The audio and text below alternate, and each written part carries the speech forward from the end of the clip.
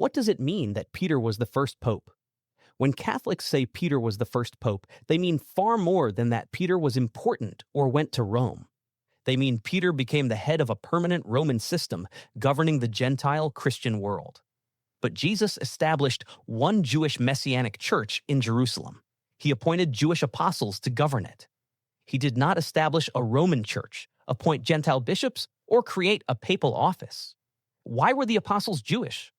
Because the oracles of God had been entrusted to the Jews. James led in Jerusalem. Peter was entrusted with the circumcised.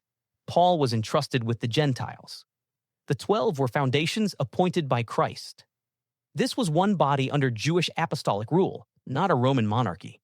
Before Gentiles were admitted, they were separated from the Messiah, outside Israel's commonwealth, strangers to the covenants, without hope and without God.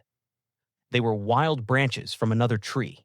Then, by mercy, they were brought inside. They were grafted into Israel's cultivated olive tree and admitted into the one body already existing. They did not replace the Jewish apostolic rule. Their life depended on remaining joined to the root.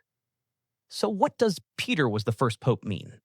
It means Catholics attribute to Peter the severing of the Gentile churches from Jewish apostolic rule, leaving them under Gentile bishops in Rome. But the original body continued in Jerusalem through Jewish leadership. The Roman institution would therefore be another body beside it, not the original. Jesus purchased only one body with his blood. When that body was purchased, it was Jewish, centered in Jerusalem, and governed by Jewish apostles. Gentiles had not yet been admitted. When Gentiles later received the gospel, they entered that already purchased body. Christ is the savior of that body.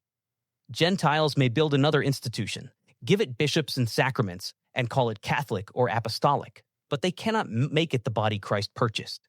The blood does not follow severed branches into another tree. Peter had contradicted Jesus before. When he opposed his master, Jesus said, "Get behind me, Satan." If Peter had severed the Gentile churches from Jewish rule, he would have cut the wild branches from the cultivated root.